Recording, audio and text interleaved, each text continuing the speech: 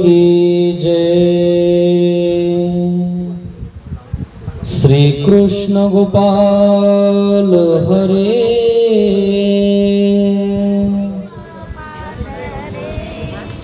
दीन दयाल हरे, रथ हाके रना भूमि में और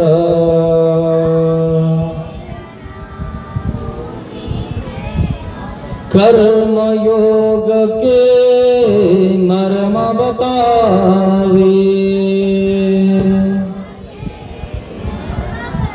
श्री कृष्ण गोपाल हरे, दीन दयाल हरे, अजर अमर है परम तत्वयो,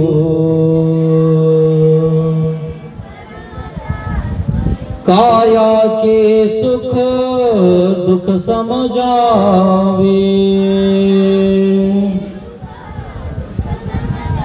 श्री कृष्ण गोपाल हरे, दीन दयाल हरे, सखा सारथी शरणागत के,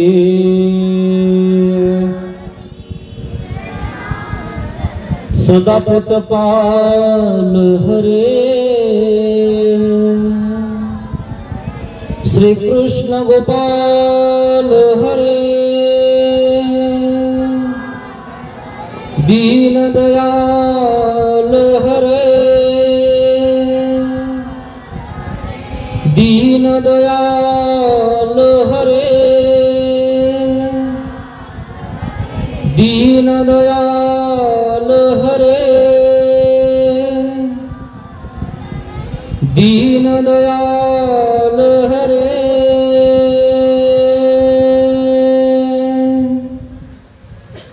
दीन दयाल हरे। श्री गोपाल कृष्ण महाराज की जय। दंडवत हो। महानुभाव शिदोरी आश्रम निपाणी, छत्रपती संभाजीनगर या ठिकाणावरून हा आश्रम जिल्हा अमरावती, तालुका अचलपूर, गाव काकडा, श्री क्षेत्र काटेश्वरम बाबा संस्थान ट्रस्टच्या वतीने या वर्षी आपण नवरात्र निमित्त नामाचे 10 ठाय ऐकत आहोत। अशा प्रकारे आपण नामाचा हा आज 6वा फायदा आपण बघितलेला आहे आणि या 6व्या फायद्यामध्ये आपण नाम वाजत वारा धरी, नाम वाजत वारा धरतो हे बघत आहोत। वादळ एखाद जर आपल्या वादळ पडणार आहे, संकट येणार आहे, ते नामाने वादळ नाहीसं होऊन जातं मित्रांनो। आणि म्हणून मी सकाळी तुम्हाला सांगितलं की वाजत वारा परमेश्वर कशा प्रकारे धरतात। आणि म्हणून आज आपल्याला आता हा 7वा भाग बघायचा आहे। नाम पडते आकाश धरी। हे जे एवढं मोठं आकाश आहे, एवढं मोठं ढग फुटी झाली, ढग पडला, वरतून काही पडला तर तुम्ही त्याला करू शकता? काहीच करू शकत नाही। तुम्हाला लोणार माहिती आहे का? ऐतिहासिक गाव आहे। त्या लोणार मध्ये सुद्धा सर्वज्ञ श्री चक्रधर स्वामींचं वास्तव्य झालेलं आहे। तारा तीर्थ त्या ठिकाणी माहिती ना? ज्यांनी आपल्या शाळेमध्ये अभ्यास केला असेल त्यांना तर आवर्जून माहिती असतं। आणि काही लोकांना ऐतिहासिक गोष्टी वाचायचा खूप शौक असतो, त्यांनाही माहिती असेल. तारा तीर्थ हे किती खोल आहे माहिती आहे तुम्हाला? लोणारला तुम्ही स्नान करायला गेले असतात ना, बघा तुम्ही आपल्या त्या स्थानाजवळ जिथं गोमुख आहे त्या गोमुखातून पाणी उन्हाळ्यातही पडतं. कुठून पाणी येतं हे अजून कोणाला कळालं नाही. म्हणजे सामर्थ्य आहे की नाही? खरंय ना? उन्हाळ्यात भर उन्हाळ्यात त्या गोमुखातून पाणी पडतं आणि नेमकं ते गोमुख तिथं तयार केलेलं आहे. नेमकं पाणी कुठून येतं? इथं देवतेचं सामर्थ्य मित्रांनो छोटस. तारा तीर्थ म्हणजे वर चांदण्या आहेत ना, त्याच्यातला एखादा तारा पडल्यानंतर ते तारा तीर्थ तयार झालेला आहे. ज्यावेळेस तो पडलेला आहे त्यावेळेस तुम्ही ती ऐतिहासिक गोष्ट वाचल्यानंतर किंवा माहिती घेतल्यानंतर कळलं की खूप मोठा प्रकाश झाला होता आणि मग तो तारा तिथं आदळला होता आणि म्हणून त्या दिवसापासून ते तारा तीर्थ म्हणून प्रसिद्ध झालेला आहे. आपण तर तारा पडत असली की आपली जन्नत मागत असतो, मन्नत मागत असतो, मग काम होऊ दे. आपल्याला लहानपणी सांगितलं असतं आईनं, दादाने, बाबाने की बाबा असा जर चांदणी पडत असते ना तितक्याच टायमात आपण मागून घ्यायचं, म्हणजे जे पाहिजे ते होऊन जातं. ऐकली तुम्ही कथा कधी?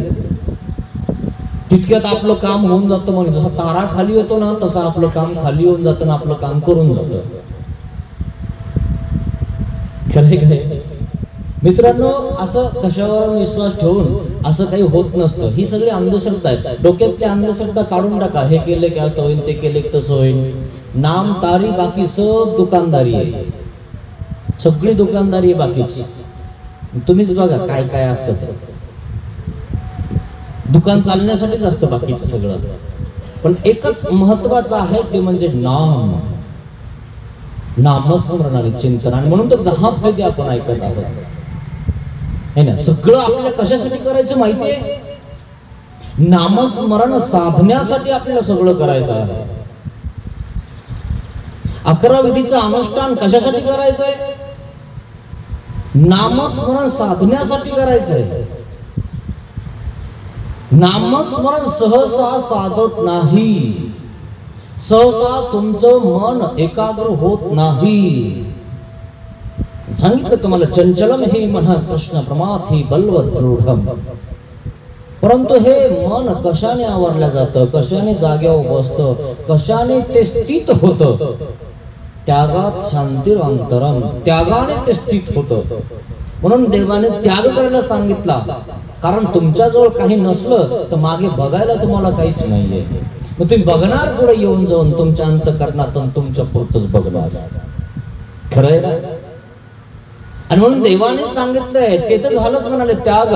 पण अजून काय महत्वाचं आहे? परित्राणाय साधूनां विनाशाय च दुष्कृता. मग परमेश्वर अवतार धारण का करतात? जे दुराचारी लोक आहेत ते दुर्गुण दूर करण्यासाठी परमेश्वर अवतार धारण करतात आणि साधूंचं संरक्षण करतात. मग हे तर झालं साधूचं संरक्षण करणार. पण मग साधूंना कसं एकत्र द्यायचं, कसं स्थित व्हायचं म्हणाले. आणि म्हणून सांगितलेलं आहे अभ्यासैन कुंती पुत्र अर्जुनाला सांगितलं, श्रीकृष्ण भगवंताने तुझं मन वाऱ्यासारखं आहे खरं आहे, पण त्याला तू स्थित करू शकतो. पण स्थित कशाने करणार? ज्ञान भक्ती वैराग्य. ज्ञान, ब्रह्मविद्या ज्ञान. आणि म्हणून प्रत्येक अध्याय ज्यावेळेस तुम्ही 18 अध्याय वाचताना श्रीमद भगवद्गीतेचे इति श्रीमद भगवद्गीतासु उपनिषत्सु ब्रह्मविद्यायां योगशास्त्रे श्रीकृष्णार्जुन संवादे पुरुषोत्तम योगो नाम 15 अध्याय.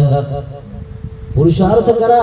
15 अध्याय मेल्यानंतर लोक वाचता म्हणजे म्हणता. का म्हणता माहिती का? आता याने काय पुरुषार्थ केलाय काय माहिती? खरं आहे ना? जर देवधर्म केला असेल, साधू संतांची सेवा केली असेल, पंक्ती केल्या असतील, पदयात्रा केली असेल, कोणाला दुखवलं नसेल, कोणाचं मन दुखवलं नसेल तर त्यांनी पुरुषार्थ केलेला आहे. पण मेल्यावर नाही केल्यावर सुद्धा म्हणावं लागतं पुरुषार्थ केला. खरं ना? आता शेवटे भाऊ गेला सगळं, आता चांगलं म्हणूनच वाट लावा. का कोणी वाईट म्हणतं का मेल्यावर अरे चांगला होता, लय बडबड करायचा पण बरा होता, जाऊ द्या. आता मेल्यावर त्याचे दोष दिसतच नाहीत ना, त्याची गुणच घेतात लोक. मेलेल्या व्यक्तीला मारलं तर काही होतंय का, आणि मेलेल्या नंतर त्याला निंदा केल्यावर काही होतंय का? जाऊ द्या म्हणे, गेला आता काय करायचं. लोक 6 महिन्यानंतर त्याचं नावही घेत नाही मित्रांनो. असा प्रकार आहे. आणि म्हणून नामस्मरण खूप महत्वाचं आहे. नाम वाजत वारा धरे हा विषय आपण सकाळी बघितलेला आहे. धरलं ना वारं, पाऊस धरला ना, काही नुकसान झाले बघा, तुम्ही बातम्यात बघा, पेपरला बघा, किती लोक मेले, बेघर झाले. अहो पाणी किती साचलेले माहितीये, 100 फूट पाणी साचलेले. आणि गावामध्ये सुद्धा 10 ते 15 फूट पाणी साचलेलं आहे काही काही ठिकाणी.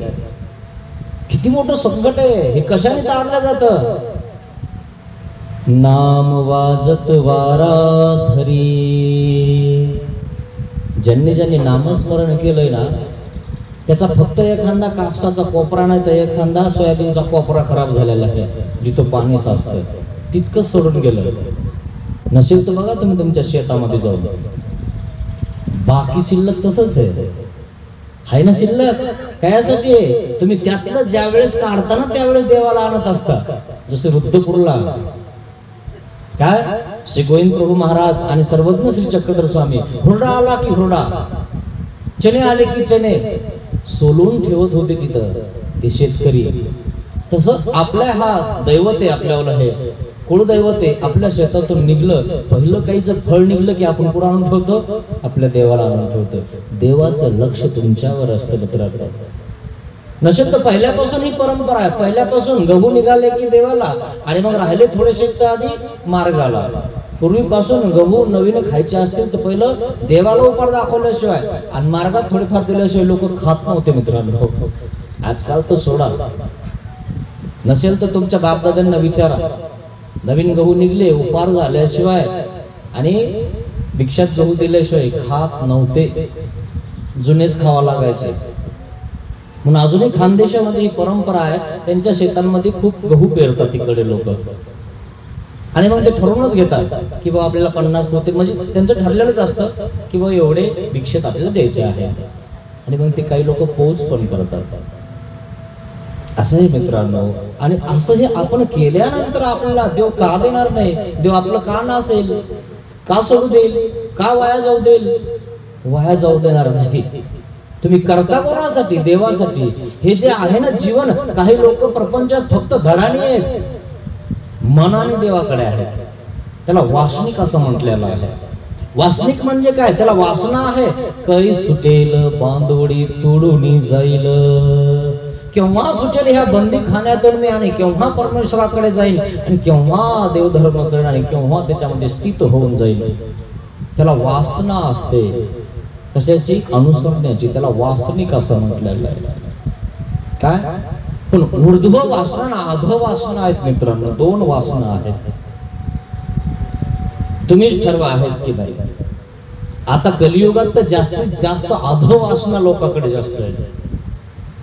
ते कधीच वरचा विचार करणार नाही, कधीच ऊर्ध्व विचार करणार नाही, आधच करणार.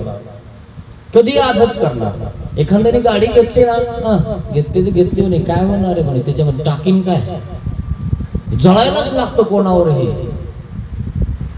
त्याच्यामध्ये आणणार कोण म्हणे, शेतात कल्ले पिकवतं काय, पण त्याच्या गरजेसमोर गाडी उभा आहे तर बरं वाटतं ना. बंगल्यापुढे गाडी असलं चांगलं वाटायला पाहिजे, आणि तुम्हाला अभिमान पाहिजे की अरे वा आपल्या शेजाऱ्याने गाडी घेतली, जर आमचा एखादा बिमार पडत एखाद दिवस तरी आमच्या आईला बाईला कोणाला तरी घेऊन जाईन दवाखान्यात. आपण जळत असतो दुसऱ्या एका शेजाऱ्याचं थोडस चांगलं झालं की आपल्याला वाटतं काय खरं त्याचं कौरक टिकवणार आहे तो. मित्रांनो तो टिकू नाही तर नाही टिकू, कोणाचं अनहित कधी चिंतून करणं. दुसऱ्याचं वाईट केल्यानंतर, दुसऱ्याचं वाईट चिंतन केल्यानंतर आपलं वाईट व्हायला काही वेळ लागतो का? तुम्ही सगळ्यांचं चांगलं चिंतन करा, तुमचं चांगलं नक्की होणार. अहो तुम्ही चिंतनच करा, तुम्हाला वेळच कुठे कोणाचा असो होऊन कोणाचं तसं होऊन काही हो, तुम्हाला वेळच नाही तर परमेश्वर तुमचं इतकं चांगलं करतो, तुमचं सुखी जीवन असतं, सात्विक जीवन असतं. लोकांकडे खूप काही आहे, पण लोक काही खाता, काही पिता, कुठं पडता, आणि काय अर्थ आहे त्या जीवनाला मित्रांनो? हे जीवन सुखी जीवन आहे, सात्विक जीवन आहे. पाहिलं तुम्ही आता नवरात्रामध्ये या ठिकाणी येत आहे तर कसं उत्साह आहे तुमच्या मनामध्ये, किती सुखी जीवन आहे. आलं की मस्त पैकी इथं सगळी व्यवस्थाही देवाने केलेली आहे ना, काही करायची गरज नाही, करणारे वेगळेच आहेत. तुम्ही फक्त ऐकायचंय, चिंतन करायचंय, आणि तुम्हाला पहिल्यांदाच सांगितले तुम्हाला नामस्मरण करायचं की नाही काय माहिती, पण गाठी मात्र हातात धरायची, बाकी काही हो. खरंय ना? अहो नुसतं नाटक केलं तर देव एवढं देतो, आणि थोडंफार नामस्मरण केलं तर देणार नाही. म्हणून हे खूप महत्वाचं आहे मित्रांनो, आणि म्हणून नामस्मरण केलं पाहिजे, तेने करून आपले फायदे या ठिकाणी आपण ऐकत आहोत. नाम वाजत वारा धरे, कधीही जर वारा आला, वाटूळ आली, तर आता ध्यानात ठेवा, आपलं 5वं नामस्मरण चिंतन करा. नाम वाजत वारा धरी, तुमच्या जवळून वाटूळ जाईल पण तुमच्या अंगामध्ये घुसणार नाही.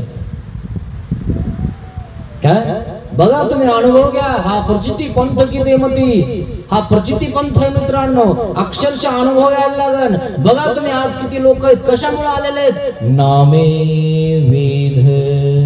हे अनुभव घ्या.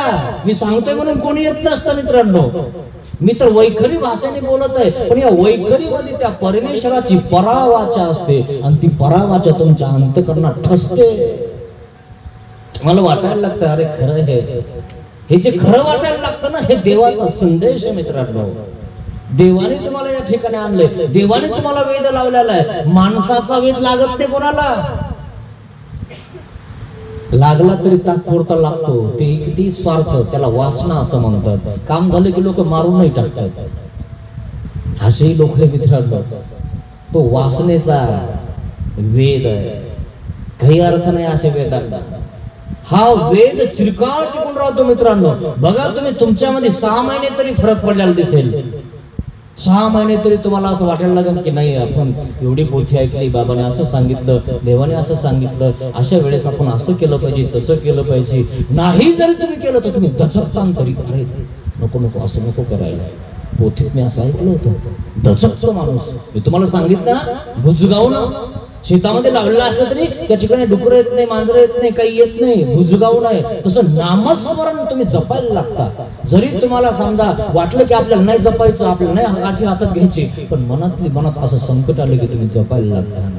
तुम्हाला पण बघतो मनामध्ये आपण जप करतोय का नाही. काही लोकांना लाज वाटते, गाठी घेऊन आपण कसं बसायचं, आपण एवढे तरणे वगैरे व्यवस्थित, आणि आपला काय देव धर्म करायचं टायमिंग काय, लोक काय म्हणतील, देव करतो काय, संन्यास घेतो काय. जर समजा लहानपणीच आपण जर गाठी करायला लागलो तर लोक त्याचा वेगळा अर्थ करतात. तसं काही नसतं मित्रांनो. म्हातारे लोकांनी देव करावं, तरुण लोकांनी नुसतं फिरावं, नाचावं, एवढंच आहे काय. आणि तरुणांनी का देव करू नये? आणि सात्विक जीवन कोणाला नको आहे? सगळ्यांना प्रिय आहे सात्विक जीवन, असं काही नसतं. पण तो समज झालेला आहे की बस 60-70 वयाचे झाले का मग देव धर्म करायचा, आणि तोपर्यंत प्रपंच करत जा. मग प्रपंच करत असताना देव करता येत नाही, आपल्याला काही नामस्मरण करता येत नाही. महत्वाचं आहे मित्रांनो. नाम सकळ निरोध परिहरी, नाम वाजत वारा धरी, नाम पडते आकाश धरी. हा 7वा फायदा मी तुम्हाला सांगणार आहे, खूप सुंदर आहे. आकाश धरी, सगळ्यात मोठं काय आहे? संकट आहे. एवढं मोठं आकाश पडल्यानंतर तुम्ही काय करणार आहे? काहीही करू शकत नाही. किती निर्वडी केली तर काहीच होणार नाही. आणि म्हणून या ठिकाणी आकाश म्हणजे या भूतलावरचे जे राजा असतात, ते जर आपल्यावर पडले किंवा त्यांनी जर आपल्याला त्या ठिकाणी काही संकट निर्माण केलं, काय जसा दिल्लीचा सुलतान, हीच कथा सांगणार आहे. तो सुटल्यानंतर ते वारा आहे, पण वारा आलं ना, आता आकाश पडणार आहे, बस मारायचं आहे. त्यावेळेस जर तुम्ही नामस्मरण केलं तुम्ही वाचणार आहे, हे देव सांगणार आहे. मग साधाला वरदान दिलेलं आहे, न भिया हो साधे हो, तुम्हावर येथून वाजत वारा धरिजेल. घाबरू नका, आम्ही तुम्हाला वरदान देतो, आम्ही तुमच्या केसाला धक्का लागू देणार नाही. नाम वाजत नाम पडते आकाश धरी, पडणार आकाश देव धरत आहेत. काय पडणार संकट देव धरत आहेत. तेच कसं खोने नाही म्हणून स्मृतीस्थळामध्ये सांगत आहेत. काय सांगत आहेत? ते संकट आलेलं आहे. संकट आल्यानंतर त्या ठिकाणी काय होते? नागदेव आचार्य हा सगळा मार्ग मेळा घेऊन जातात. ओ मार्गाला सुद्धा संकट आलेलं आहे, सगळ्या लोकांवर संकट आलेलं आहे. हे आकाश पडत आहे, तो दिल्लीचा सुलतान त्या ठिकाणी या आपलं राज्य करण्यासाठी बघत आहे. आणि म्हणून काय केलेलं आहे त्यांनी? सगळ्यांना पकडायचं, धरायचं आणि मुसलमान करायचं हे ठरवलेलं आहे. माहिती आहे तुम्हाला? आपल्या बाया काळे कपडे घालतात, वाचल्या पाहिजे म्हणून, जणू काही त्यांच्या सोडून दिल्या पाहिजे म्हणून. कित्येक लोकांनी आपल्याला स्त्रियांवर अत्याचार केले. मित्रांनो, इतिहास ऐकल्यानंतर आपल्याला का त्या ठिकाणी असं वाटत नाही की आपल्या या लोकांवर अत्याचार केलेला आहे? का आपल्या अंगाला काटा येत नाही? का वाईट वाटत नाही आपल्याला? आपण त्यातनं आलो नाही म्हणून? पण आपल्या बापदादांनी हे सगळं सहन केलं ना, हे आपल्याला माहिती नाही, हे आपला इतिहास आपल्याला सांगत नाही. आजही त्या लोकांची नियत चांगली नाही मित्रांनो. आपल्यावर राज्य करण्याची तयारी त्यांची चालू आहे. आणि म्हणून यातनं कसं बाहेर नको हे ध्यानात घ्या मित्रांनो. एक दिवस त्यांचं राज्य येणार आहे, देवाने सांगितलेलं आहे. पण यातनं आपल्याला बाहेर निघायचं तर कसं निघायचं आहे? आपल्याला देवाचं नामस्मरण केल्याशिवाय आपण देवाजवळ पोहोचू शकत नाही. म्हणून देवाने वरदान दिलेलं आहे, जो नामस्मरण करणार आहे त्याचं मी संरक्षण करणार आहे. आणि म्हणून सर्वज्ञ श्री चक्रधर भगवान तुम्हाला नामस्मरण करायला सांगत आहे. 500 गुरुकुळाचा मेळा नागदेव आचार्यांजवळ होता. नाग कसा होता मी तुम्हाला सांगितला. त्या नागातलं विष उतरून गेलं आणि नागाचा चंदनाचा सुगंध यायला लागला आणि नाग चंदनाच्या झाडावर इटळा घालून बसायला लागला. चंदनाचा सुगंध हा कुठं आहे? देवाच्या सन्निधानात आहे, मार्गाच्या सन्निधानात आहे. बघा तुम्ही, आहे का नाही? इथं सुवासिक चंदन लावलं जातं की नाही? सुवासिक चंदनाचा सुगंध या ठिकाणी येतो की नाही? बघा तुम्ही, मग अशा ठिकाणी नाग येतो की नाही? चंदनाचा झाडाचा सुगंध येतो मित्रांनो. आरी बोरी टांगडी वेहंकडी वेदती परी वेळू न वेधे. आरी, आराट्या, बोराट्या, काट्या, टांकळ माहिती का? त्या टांकळचा पाला नुसता तुमच्या हाताला लागला तर कडू झर हात होऊन जातो. टांकळ कळते ना तुम्हाला? टांकळीचं एक झाड असतं आणि ते काय होतं माहिती का? इतके कडू, इतके काटेरी झाड सुद्धा चंदनाच्या त्या ठिकाणी त्या झाडाच्या सावलीला यायचा प्रयत्न करतात. का करतात माहितीये? त्या चंदनाचा सुगंध येतो. अहो लोक चंदनाचं झाड सुद्धा मोठं होऊ देत नाही. केव्हाच ती कापून, केव्हाच ती रात्रीच गाभोटी काढून घेऊन जातात. घेत की नाही? चंदनाच्या झाडाची किंमत किती आहे मित्रांनो, किती महत्व आहे त्याच्यावर. आणि म्हणून चंदनाच्या सहवासात तुम्ही आहात. हा चंदनासारखा दरवळणारा सुगंध आहे मित्रांनो. असा सुगंध आहे सर्वज्ञ श्री चक्रधर स्वामींचा. याच्यासोबत आराटी, बोराटी, कांटळी सगळे वेचतात. पण वेळू म्हणजे आतमध्ये जो पोकळ असतो ना, वेळू, त्याला किती सांगा है ना, सोनारे फुंकिले इकून तिकडे निघे वारे. तसा हा वेळू असतो. एखादा वेळू म्हणजे एखादा जीव काय होतोय? वेदत नाही तो. म्हणजे बांबू वेदतो का? बघा, रिकामा आहे तो आतमधून, वेधत नाही तो टांकणीच्या त्या ठिकाणी चंदनाच्या जवळ येत नाही. आवाज खणखण करतो. अशा प्रकारे सर्वज्ञ श्री चक्रधर स्वामींच्या त्या ठिकाणी सहवासात राहिले तुम्ही तर चंदनाचा सुगंध येतो मित्रांनो. आणि या चंदनाने तुम्हाला वेद निर्माण होतो. असा वेद लागला पाहिजे मित्रांनो. ज्यांना ज्यांना वेद लागलाय ना, त्यांच्यावर परमेश्वराची कृपा आहे हे नक्की समजून घ्या. काय आहेच. अहो बांबू नाही आला एखादा, कोरडा ठणठण कोणी येत नाही. कोणी ऐकत नाही. आजकाल तर कोणीच कोणाचं ऐकत नाही. का ऐकतात, का येतात, का करतात, कशामुळे करतात, हा तो अनुभव नामे वेद. अशा प्रकारे वेद निर्माण होतो परमेश्वराचा. आणि म्हणून नाम पडते आकाश धरी. कोणी नाय नाम पडते आकाश धरते म्हणाले. सर्वज्ञ श्री चक्रधर स्वामींचे नंतर नागदेव आचार्यांना आचार्य पदवी देवाने दिली. इथून तुम्हा आचार्य कीजताय. महाराज देवी विन काही धर्म असे. महाराज तुम्ही आम्हाला सोडून जाणार आणि मला आचार्य देऊन मला काय करतात. मला आचार्य पद देऊन काय करायचंय, मला मोठं करून काय करणार आहे. मला तुम्ही पाहिजे, मला देव पाहिजे. आजकाल तर आचार्य पदासाठी काय भांडणं चालू असतात. खूप अवघड आहे मित्रांनो. स्वार्थ पुढे आहे, निस्वार्थ मागे आहे.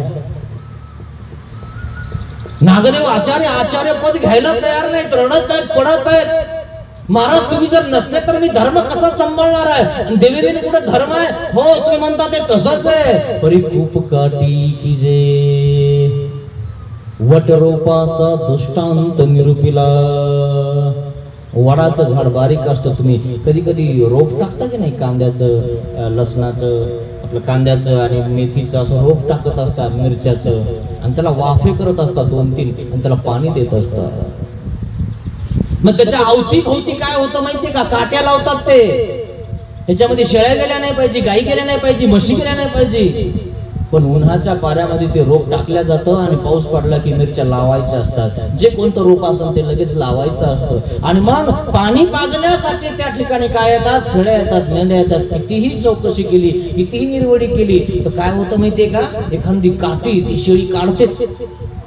आणि नाही काढली तर काय होतं माहितीये का, शेळ्याचे गायाचे भांडणं होतात आणि ते एकमेकाला मारतात आणि त्या रोपातून त्या ठिकाणी निघून जातात. रोप टाकलेलं आहे ना तिथं मिरच्याचं, कांद्याचं जे आहे ते, तर रोपातून नुसतं गेलं तर ते रोप काय होतं, तुटून पडतं. खायला आलेलं नाही, बारीक आहे ते, तुटून पडतं आणि त्या ठिकाणी मोडतं. तसं वडाचं झाड म्हणजे वडाचं रोप आहे, रोप टाकलेलं आहे. तिच्यात जर शिळी मेंढी गेली की ते रोप तुटून पडतं, त्या ठिकाणी उगत नाही, ते जळून जातं ते, है ना. पण त्याच्या भोवती जर खूप काठी केली, त्याच्यामध्ये शेळ्या मेंढ्या जाऊ दिल्या नाही, एकदा का वडाचं झाड त्या ठिकाणी मोठं झालं आणि मग उठून त्या ठिकाणी दुसऱ्या ठिकाणी लावलं आणि दुसऱ्या ठिकाणी लावलं वडाचं झाड, तर वेंज दिल्या ही नवचे. आता हत्तीनं टक्कर देऊ दे ना वडाच्या झाडाला, तुटत का. बघा हत्तीनं दिलं, टक्कर दिली ना, 4-5 हत्ती मिळून जर म्हणले ना आपण हे झाड पाडून टाकू वडाचं झाड इतकं पक्क आहे मित्रांनो. वडाचं झाड स्वतः तर पक्क आहे, पण अजून पक्क करण्यासाठी दुसऱ्या फांदीवरून वरतून मुळी सोडतं, टेका देत. टेका देत की नाही बघा तुम्ही एखाद वेळेस वडाचं झाड निरखून बघा, खरंय. आणि म्हणून 15व्या अध्यायात देवाने सांगितलेलं आहे, याच्या मुळ्या कुठे माहिती तुम्हाला, माझ्याकडे आहे ना. ऊर्ध्वमूल मदशाखम अश्वत्थम प्राहुरव्ययम. ऊर्ध्व मूल, मूळ माझ्याकडे आहे. कधी त्याचं पाणी बंद करायचं आणि कधी उपटायचं, मी कधी उपटू शकतो.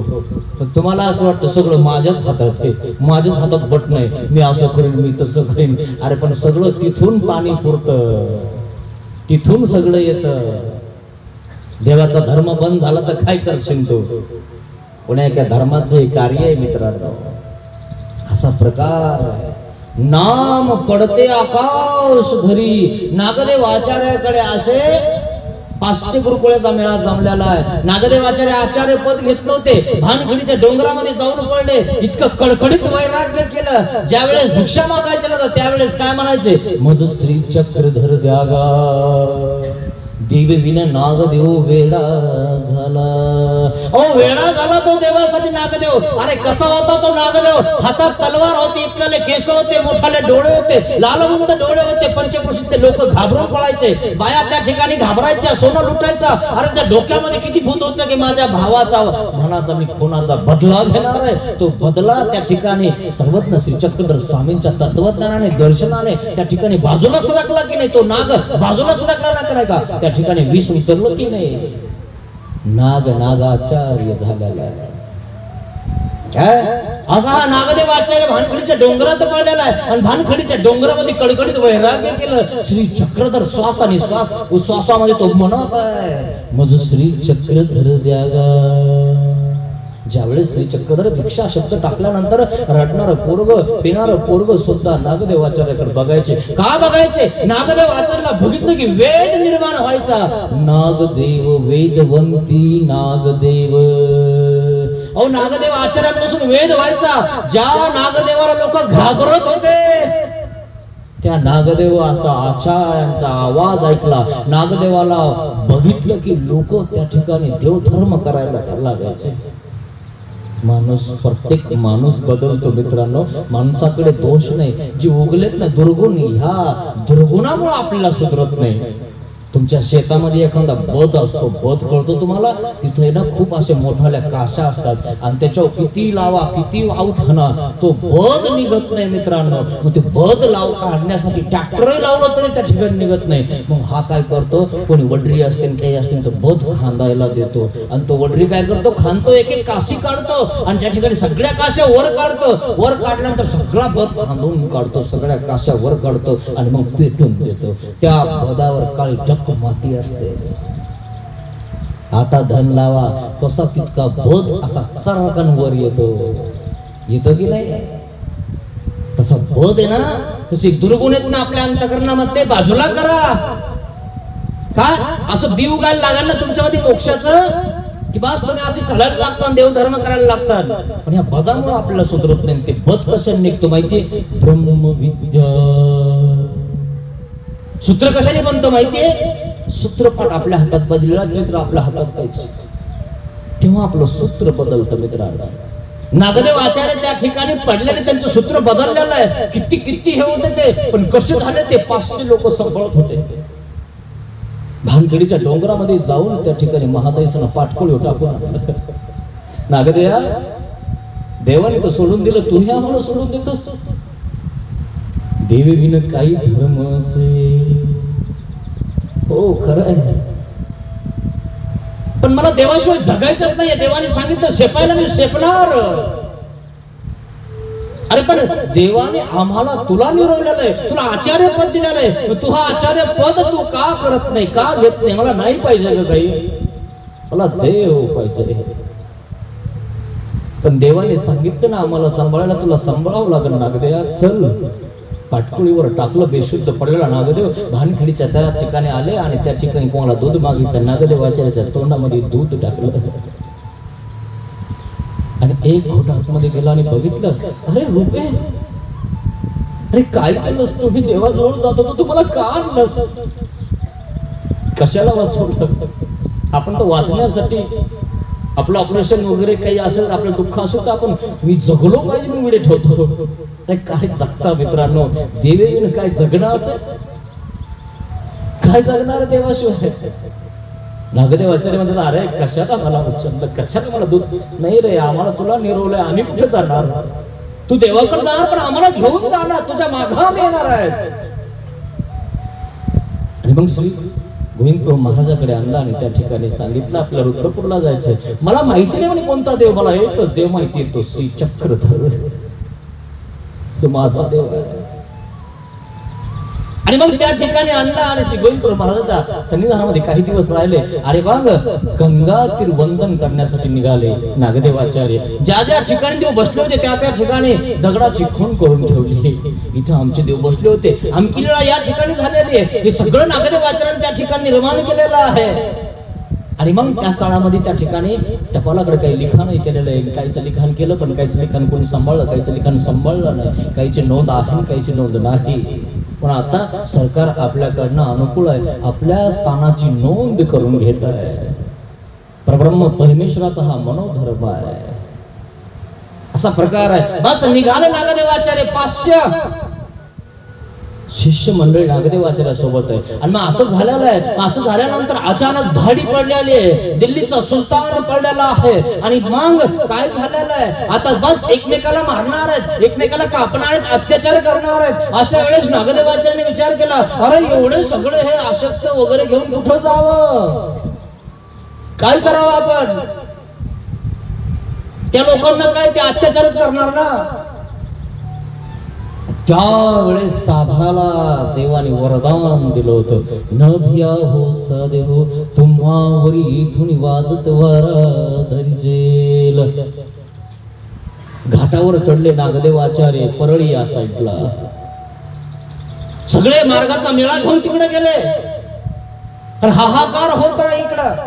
सैनिक या ठिकाणी आलेले आहेत, एकमेकाला मारत आहेत. आणि मग काही वेश परिधान केलेला आहे, काहींनी त्या ठिकाणी बदललेला आहे. अशक्त लोक होते, काही चालू शकत नव्हते. कवरत पळणार, कुठं पळणार. राजाच्या पुढे मित्रांनो कोणाचं काय चालतं. राजा बोले दल आले.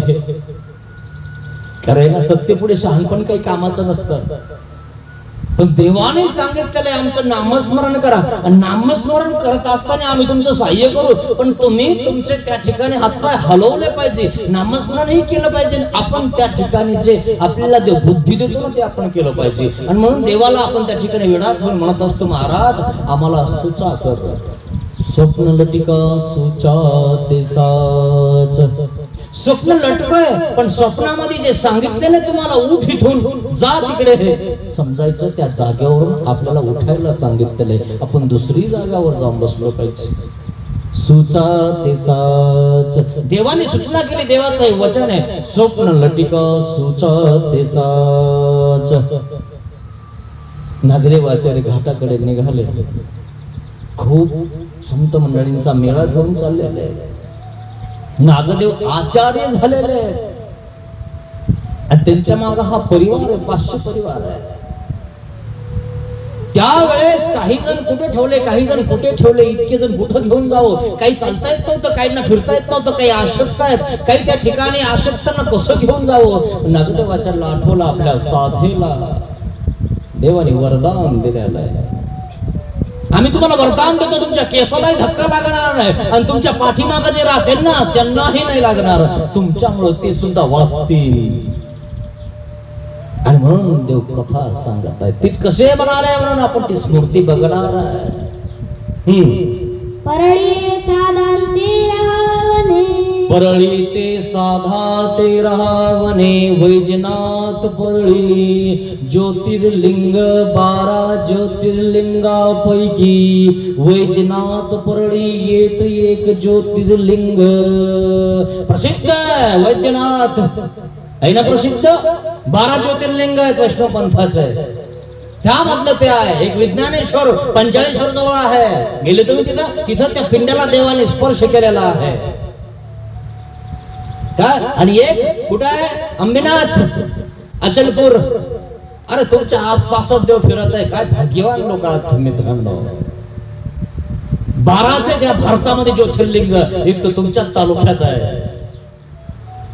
काय भाग्य आहे तुमचं मित्रांनो. देवाने स्पर्श करावा त्या लिंगाला.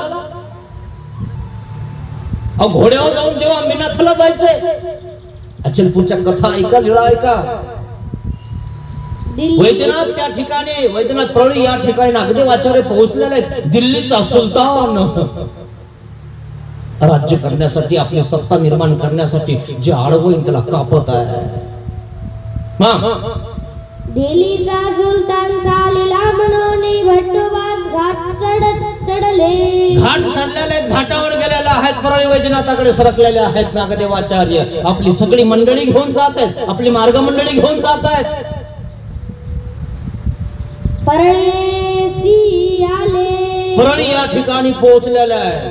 तो मागिराची दाटी झाली आणि मग खूप गर्दी झालेली, खूप सगळे लोक आहेत. काय करावं. कौरव यांना घेऊ, ज्यांना चालता येत नाही त्यांना कसं त्या ठिकाणी लवकर लवकर पुढे घेऊ. असेच तर लोक कसे चालणार. तिकडं करायचं तोंड, असं कर, इकडं बस, तिकडं तोंड करतो, इकडं बस, याच्याकडे तोंड नको करू, त्याचं डोकं दुखत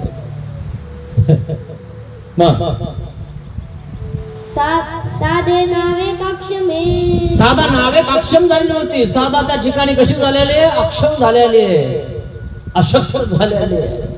साधाला वरदान दिलेलं, साधाला चालणं होईना. आता काय करायचं. आणि पळायचंय. पहिले काही गाड्या घोडे नव्हत्या, असल्या तरी त्या ठिकाणी राजाकडेच असायचं. आपल्यासारख्याकडे सायकल नसायची मित्रांनो. जर एखादी सायकल जर आपल्या शिवावून चालली तर सगळे लोक काम सोडून त्या सायकलकडे बघायचे. सायकल बघा ना, माणूस त्याच्यावर कसा बसलाय, कसा चाललाय. शाळेमध्ये लोक 4-4 किलोमीटर पायी पायी जायचे. सायकल नव्हती कोणाकडे. आखूड चड्ड्या असायच्या, कपडे सुद्धा पूर्ण नसायचे घालायला. किती गरिबी काढली ना.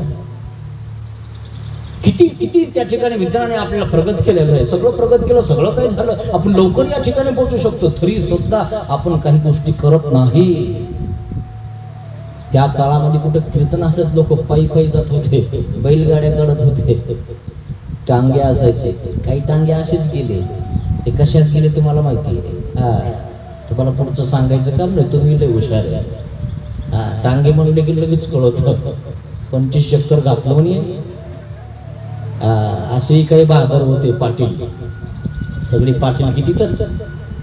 काय माणसं आहे, सगळं उद्ध्वस्त करणं. प्रपंच तो याला तो घडतं कसं बघा. सगळी शेती टाकली त्या बाईच्या नावाने करून. किती अवघड आहे मित्रांनो. आपली सुद्धा आपल्याला शोध राहत नाही. आपला परिवार आपण कसा सांभाळायचा हे पण आपल्याला कळत नाही. असा प्रकार आहे मित्रांनो.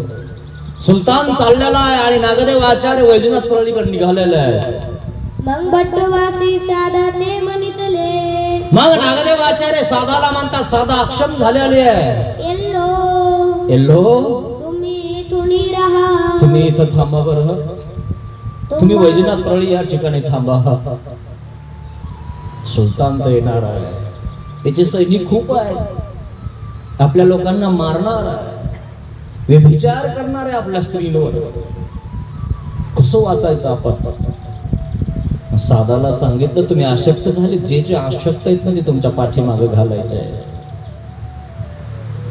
इथं तुम्हाला एक झोपडी करून देतो, तुम्ही या ठिकाणी थांबा आणि सगळे तुमच्या जवळ ठेवा, आम्ही पुढे जातो. हे संकट जर निवारलं ना मग आम्ही परत येऊ पुन्हा. मग तुम्हा गोसावी वरद असती. तुम्हाला देवाने वरदान दिलेलं आहे.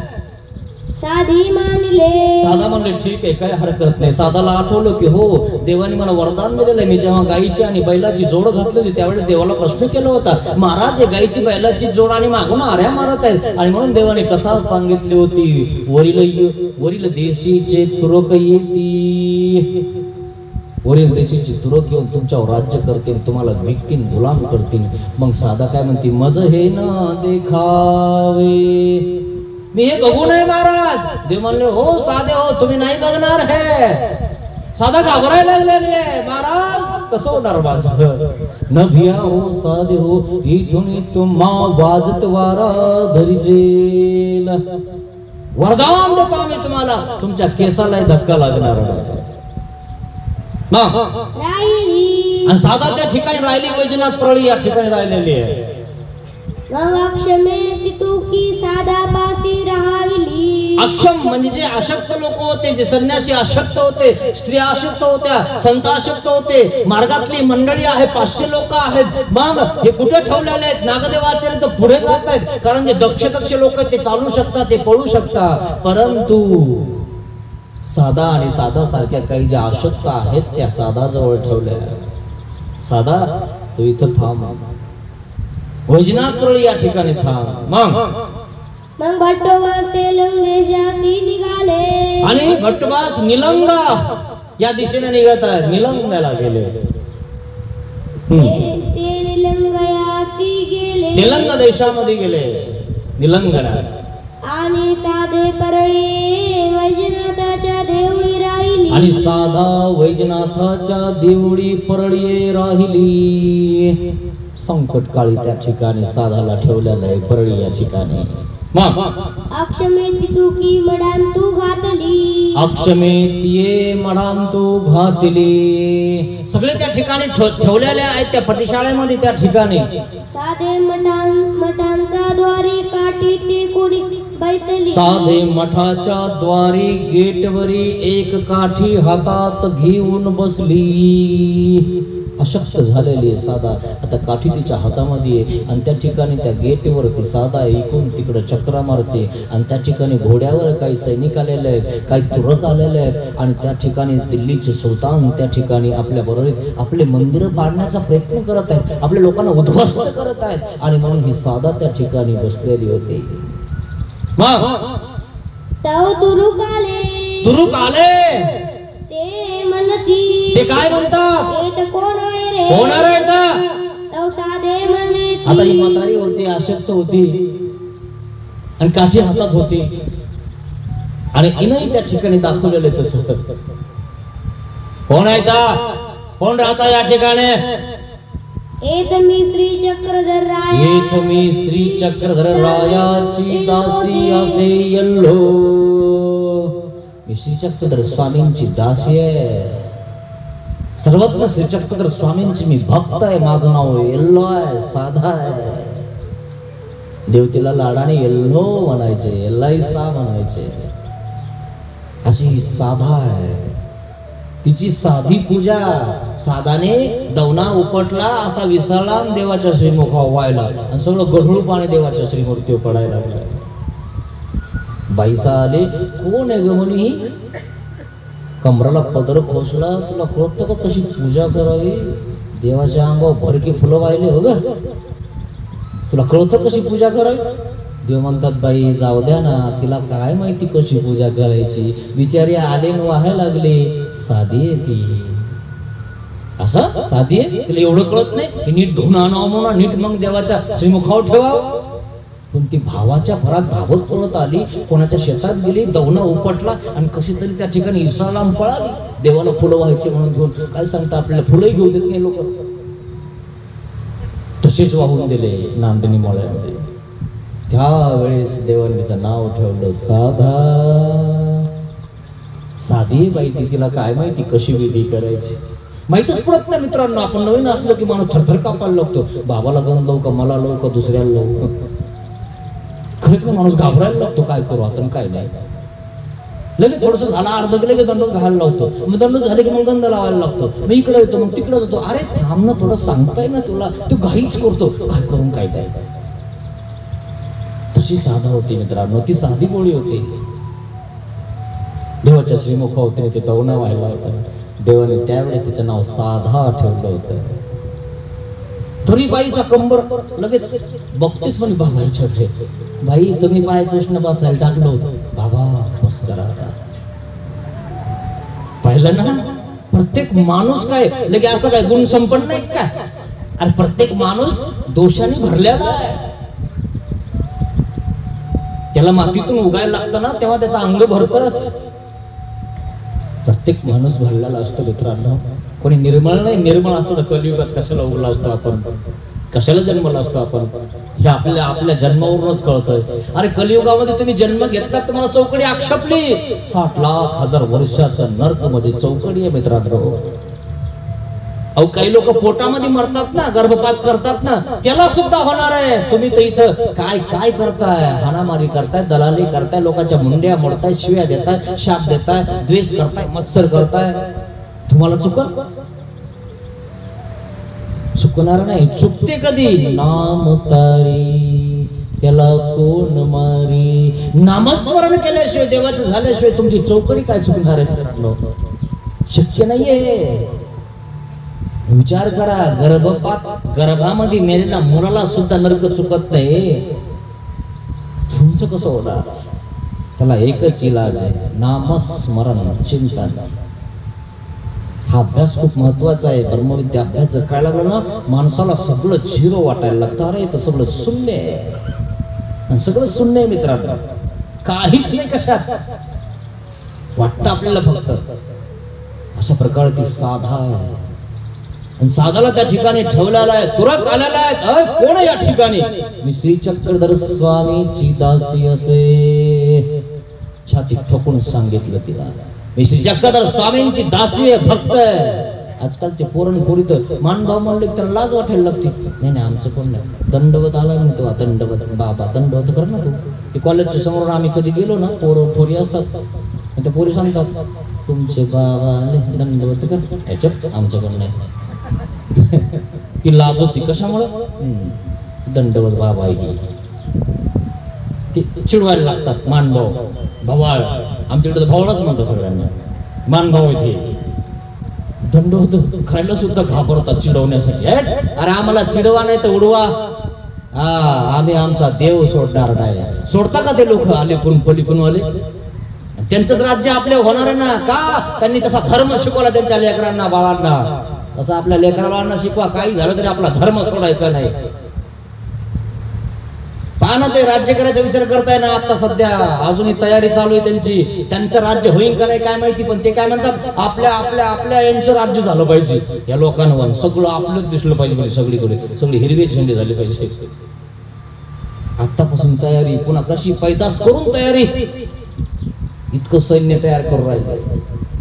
आपण इथंच बिया झालेत, आपल्या ताटात दगड राहिलो एकमेकाच. असं चालत नाही मित्रांनो. एकी महत्वाचे, एकी असला तर सगळं आपलं टिकणार आहे, नाही तर काही टिकणार नाही. बरं, आणि जर तुम्हाला काही टिकवायचं नसेल, तुम्हाला या झंझट मध्ये पडायचंच नसेल ना, तर देवाचे नामस्मरण करा. आधार देव तुम्हाला उचलून घेऊन जाणार आहे. म्हणून तो साधाला त्या ठिकाणी वरदान दिलेलं आहे. मग ऐसे म्हणे ती, काय म्हणतात? ते देखती, ते देखती. बघितलं त्यांनी सगळं, कोण आहे तर कोण नाही. खाली उतरले, चेक करा म्हणे. पण साधाकडे बघितलं म्हणे, महाराज कोण असणार आहे? म्हातारी बाई, कशाला बघता इकडे जा तिकडे जा, है ना. चेकिंग करणारे लोक, सैनिक उतरले खाली घोड्याच्या. सांग पटकन. थोडस ते तलवार गेलवार दाखवलं, माणूस सगळं खरं सांगायला लागतं. तुम्हाला माहितीये का, आता सध्या सुंदरी असते एक पोलीस लोकांजवळ. कोणी नाटकं करता, कोणी कशाच्या खोट्या केसेस करता, एखाद्याला फसवता. ती सुंदरी गाडी ना इतकीच असते असेल लोकांना. चप्पन हाणली की सगळं खरं सांगायला लागतं. खरं सांगते, मारू नका. आता कशी खरं बोलायला, खोटं बोलून सुद्धा लोक तुम्हाला सांगतो कोणाला आत टाकायला बसले. अशाचे लोक आहे. आणि जेव्हा कस्टडी होती का, सगळं होतं नव्हतं सांगायला लागतात. जे नाही ते उकरून काढतात, मग त्यांनाही धरून आणतात. चल, असं काम करता तुम्ही, लोकांना मारतात तुम्ही. आणि मग जे चांगले दिसायला लागतात का, ते पण डाकू असतात. तुम्हाला वाटतं अरे बापरे, हे पण याच्यात होते, आपल्याला तर कधी वाटलंही नाही. असा प्रकार आहे मित्रांनो. तसं त्या ठिकाणी साधा घाबरले नाही. साधाला माहिती मला वरदान आहे देवाचं. मी श्री चक्रधर स्वामींची दासी आहे. उतरले सगळे खाली त्या ठिकाणी. या परी आणि काही किती एके मनुष्य म्हणा तू होती तितू की, आणि आधी करोनी पाच से माणुसे साधाचे वाचली. वाचले सगळे साधामुळं. साधाने सांगितलं मी येल्लो श्री चक्रधर स्वामींची दासी आहे. नाम वाजत वारा धरी, नाम पडते आकाश धरी. वाचले का नाही नामामुळं, वाचले का नाही वरदानामुळं. सगळं गुरुकुळ कसं सुरक्षित राहिलं. 500 लोक साधाच्या सन्निधानात ठेवले, साधाला गेटवर बसवले. आणि धाडी आलेले तुरक लोकांची. आणि विचारलं कोण आहे इथं? मी साधा चक्रधर स्वामींची दासी इथं. जाऊ दे म्हणे, चला पुढे. वाचले ना, नाम पडते आकाश धरी. असा अनुभव आहे मित्रांनो. हा तो अनुभव लिखाण केलेलं आहे इथं, स्वर्ण अक्षराने लिखाण केलेलं आहे. जे आहे ते सत्य काय आहे ना, सत्य सगळं. असा प्रकार आहे मित्रांनो. आणि म्हणून अजून पडते आकाश धरी कोण न्याय. आणि म्हणून देव कथा सांगणार आहे. ते वेरूळ या ठिकाणचे अदंडीनाथ गोरक्ष. भीमेश्वर माहिती आहे तुम्हाला, जिथं आपलं स्थान आहे. कुठं? भीमेश्वराचं सुकडी या ठिकाणी. त्या ठिकाणी वाघ एक येत होता आणि त्या ठिकाणी लोक आरती करायला जात असताना वाजत गाजत जात होते. एक दिवशी स्वामी त्या ठिकाणी पोहोचले. लोक म्हणले, अहो महाराज तिकडे जाऊ नका, तिथे वाघ आहे. माहिती नाही ते स्थान तुम्हाला? सुकळीचं भंडारा इकडे सुकळीकडे, डाकराम सुकळी. देव गेल्यानंतर त्या ठिकाणी वाघ होता. देव त्या ठिकाणी पोहोचल्यानंतर त्या ठिकाणी एक धडकावळी मारली. देवाने सिंह गर्जना केली. वाघ असा पळाला की बस उडी मारून लगे पुढे गेला निघून. सकाळी हे आले म्हणे, बाबा आला होता म्हणे रात्री इकडे. बाबाला 2-4 वेळा सांगितलं म्हणे इकडे जाऊ नका, या मंदिरात जाऊ नका. आणि ह्या वाजत गाजत आले आपली आरती करण्यासाठी. वाघ बाहेर निघायचा ना वाजत गाजत आल्यावर. अरे म्हणे आज वाघ बाहेर काय निघाला म्हणे. रात्री एक बाबा आला ना म्हणे, त्याला खाऊन झोपला असं. लोक काय म्हणतील? अरे म्हणे खरंय, तसंही असू शकतं म्हणे. अरे म्हणे तरी बाहेर ये ना. जवळ आले, अरे म्हणे खिडकी हात वाजवा दररोज. अरे तरी निघाला, नेमकं झालंय काय?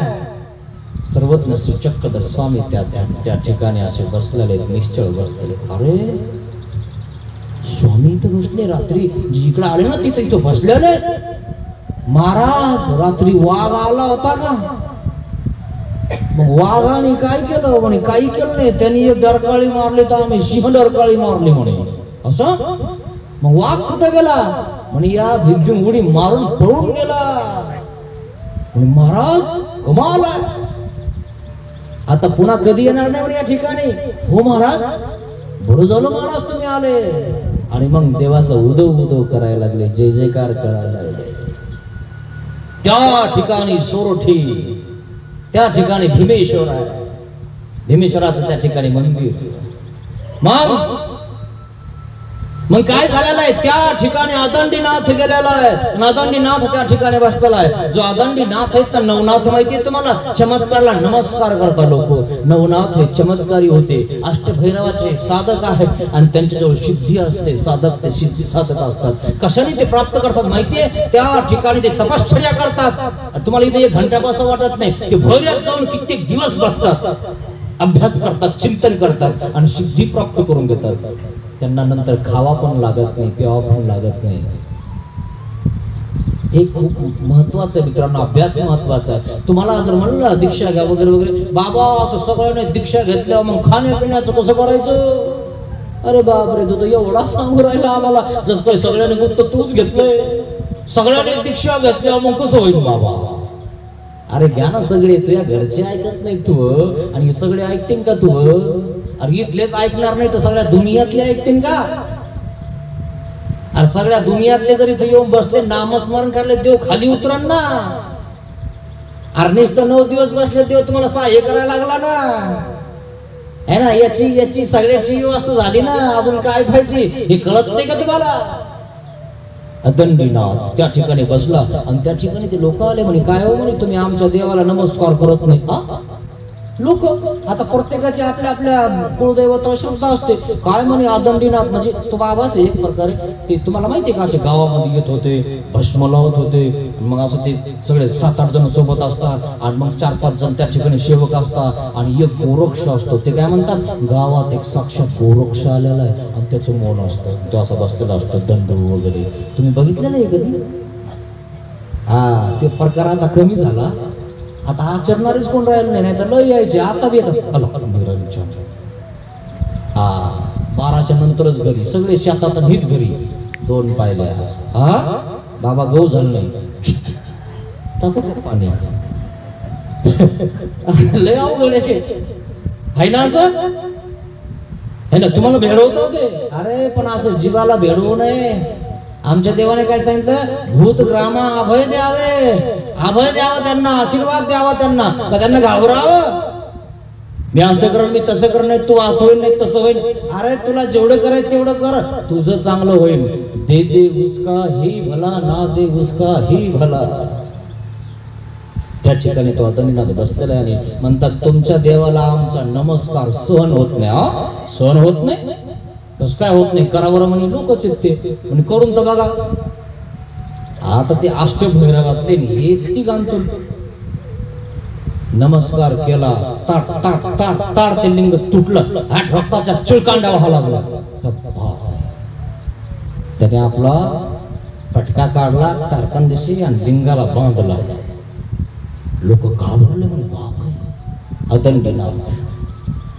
नवनाथ मित्रांनो त्याच्यामध्ये एक अदंडीनाथ आहे ना, एक गोरक्ष आहे. हे सगळं तुम्हाला कथा आहे ना नवनाथ मध्ये बघायला मिळतील. आमच्या देवाने ज्यात सगळं सांगितलं म्हणून तुम्हाला सांगितलं ना, या ब्रह्मविद्येमध्ये सगळ्या विद्या आहेत, पण ब्रह्मविद्या इतर विद्यात नाहीये. मग तो गोरक्ष आणि मग तटतट त्या लिंग तुटलेलं आहे आणि त्या ठिकाणी त्यांनी सांगितलं भीमेश्वर छेदा. आता थोडस ज्ञान झालं, थोडस आपण हे झालं की आपण गुरु करायला लागतो. तुम्हाला सांगतो ना वाघिणीचं दूध असतं बघा, गुरु करायला लागतं. तसं त्याला त्या ठिकाणी थोडीशी सिद्धी बांधायला लागली, त्याच्यावर देह पक्का व्हायला लागलेला आहे. त्याला माहिती आहे आता मी जरा पक्का झालेलो आहे आणि मग तो गुरु करायला लागलेला आहे. आणि मग निघाला तिथून ते लिंगाचा छेद करून निघाला म्हणे सोमठी सोरनाथ भेदा. आता सोमठी सोरनाथ आहे ना म्हणे, त्याचा भेद करतो म्हणे मी. मग वाटाने गोरक्ष भेटला म्हणे कहा से आयो छो कहा जाय छो म्हणे इकडनं आलो भीमेश्वरला, त्या ठिकाणी छेद केलेला आहे.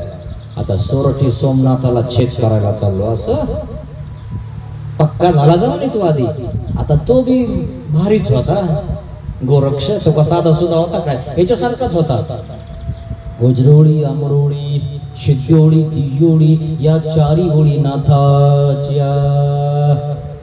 तो अमरोळीचा होता. ते म्हणे असं तो पक्का झाला नाही म्हणून आज पिंड अजून जरा तपश्चर्या कर जरा चांगली, आताच नको लोकांना छेद भेद करू असा. हो मग म्हणे तू पक्का झाला की नाही बघू का म्हणे. बघ म्हणे मला बघून मी पक्का आहे का नाही. माझ्यावर तलवार घे. त्यांनी तलवार इंद्राची आव्हान केली दिली अदंडीनाथाजवळ. तुला छेदायला चालला ना दुसऱ्याला, मला छेद कर बरे. असं तलवार घेतली, गोरक्षाच्या वार केला, पाण्यातून तलवार निघते अशी शरीरातून निघायला लागली. अमरोळीचा गोरक्ष अमरोळीचा होता, त्याच्यातून शरीरातून तलवार निघत होती. हे तपश्चर्याचे कार्य आहे बरं का मित्रांनो. तपश्चर्या केल्याशिवाय काही भेटत नाही, हे ध्यानात घ्या.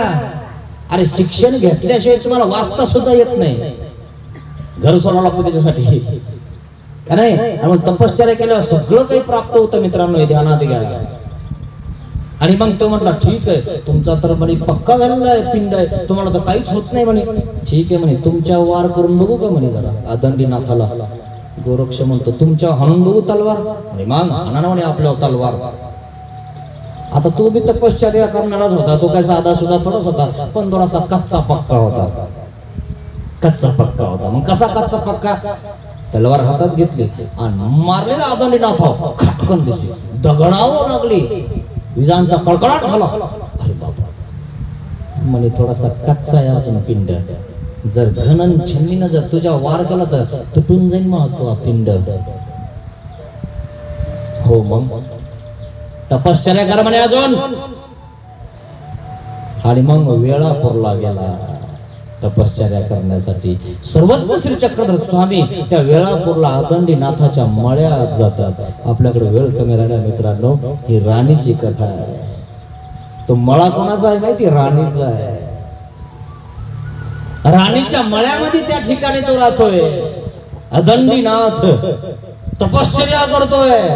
तपश्चर्या केल्याशिवाय काही भेटत नाही. आणि तो तपश्चर्या कोणाची करतो, अष्टभैरवाची. आणि अष्टभैरवाच्या पलीकडे विश्वरूप आहे, त्याच्या पलीकडे माया आहे, त्याच्या पलीकडे सद्ब्रह्म आहे, आणि त्याच्याही पलीकडे तो ईश्वर अवतार आहे. आणि तो ईश्वर अवताराचं ज्ञान तुमच्याकडे माहितीये. हे किस गली की पत्ती आहे तुमच्या जवळ. काय तुमच्याजवळ हे काहीच नाही, आंबोळी सिद्धोळी दियोळी नाथा हे काहीच नाही तुमच्या पुढे. का की तुम्हाला माहितीये कोण काय करतं, कोण कशात किती सामर्थ्य आहे. अरे देवता देवाचं देवाने तुम्हाला सांगतो कोणती देवता कोणत्या कामाला आहे, काय काम करते, कोणाला किती लेकरं आहेत, कोणाला किती पती आहेत, हे सुद्धा देवाने ब्रह्मविद्येत सांगितलेले. मित्रांनो, काही लोक जे तपश्चर्या करतात ना, काही देवतेची वगैरे, ज्या देवतेची पूजा करतात त्याला त्या देवतेचं नाव सुद्धा माहित नाही. म्हणून तुम्हाला मी औंढा नागनाथची कथा साधणार होतो, ते पण 12 ज्योतिर्लिंगामधलंच आहे.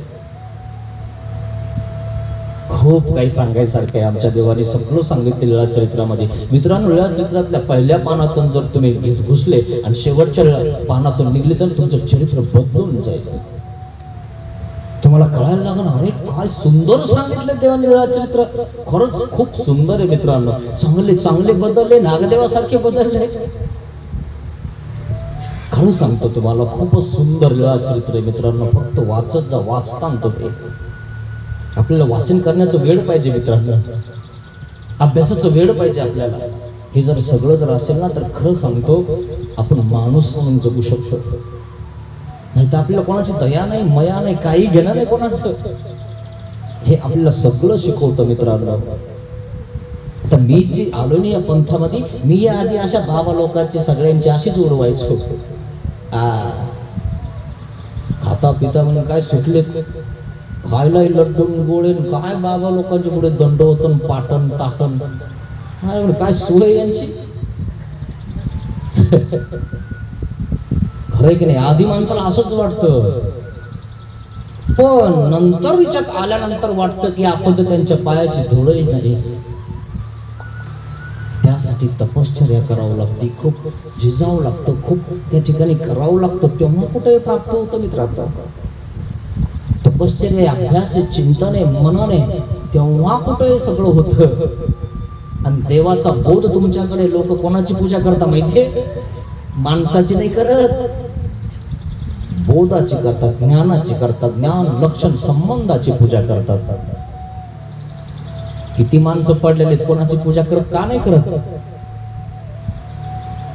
अरे ते ज्ञानाचं लक्षणच तसं आहे. इथं आलं की त्याला असं वाटतं मला पण करायचंय, असं करू का? हो, कसं आहे, मलाही करायचं का वाटतं त्याला तसं? हे ज्ञानाचं ऐश्वर्य आहे, हे ज्ञानच तसं आहे. त्या ठिकाणी गेल्यावर तुम्हाला वागावं असं वाटतं, दंडोत करावं असं वाटतं. का वाटतं असं तुम्हाला? अरे जो कधी वागत नाही तो पण वागतो ना. तो म्हणतो का मी नाही करत? तोही म्हणतो नाहीच वाकला तर असं तरी करतो, जाऊ द्या, जे असतील ते असतील. जय देवा, तुले बोलले. नसेल तर अनुभव घ्या मित्रांनो. कशामुळे होतं हे सगळं?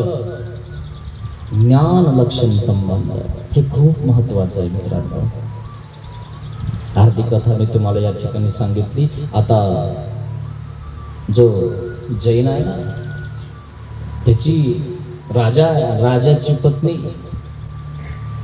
ती अदंडीनाथ तिच्या मळ्यामध्ये येतो आणि उन्हाळ्यामध्ये विहिरीला पाणी, शेतात फुलं, झाडं, जांभळं सगळं काही पिकायला लागलेले. कशामुळं? हा साधू त्या ठिकाणी बसलेला आहे म्हणून तर लोक घरी पाय लावायला नेतात साधूचे. उगच नाही येत.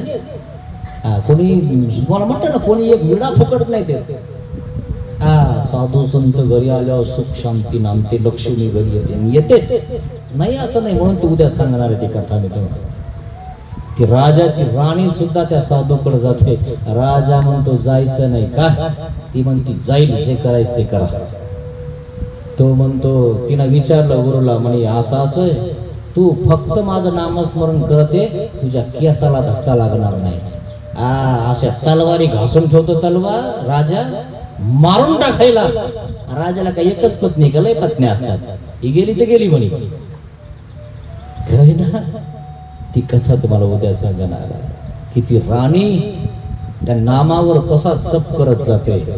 म्हणून नाम पडते आकाश धरी, नामामुळं राजा सुद्धा काही करू शकत नाही. काही केलं साधेला विचारलं कोण राहतं? श्री चक्रधर म्हणल्यानंतर गेले का नाही पुढे?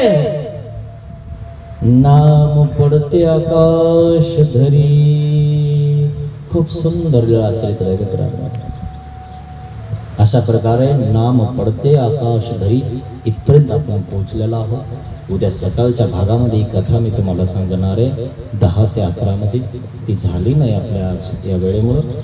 आणि पुढे नाम संह्याते करी, नाम येते विघ्नहरी, नाम संह्याते करी, नाम प्राप्ती ते खरी. आपला आता 10 दिवस होतही आहे आणि 10 दिवसात आपले हे नामाचे 10 ठाई होत आहे. आपल्याला 10 फायदे नेमके कोणते हेही कळायला लागत आहे. सुंदर असं हे नामाचे 10 ठाई या ठिकाणी आपण व्याख्यान ऐकत आहात. आणि देवाच्या स्फूर्तीमुळे मला स्फूर्ती झाली आणि मी तुम्हाला सांगू शकलो, नाहीतर मी काय सांगू शकणार आहे मित्रांनो. देवाची वाचा या वाचात मिक्स होते, परावाचा, तेव्हा इथून स्फुरायला लागतं, सांगावंसं वाटतं. देव त्या ठिकाणी इथं लाईट लावून देतो, सांग यांना हे.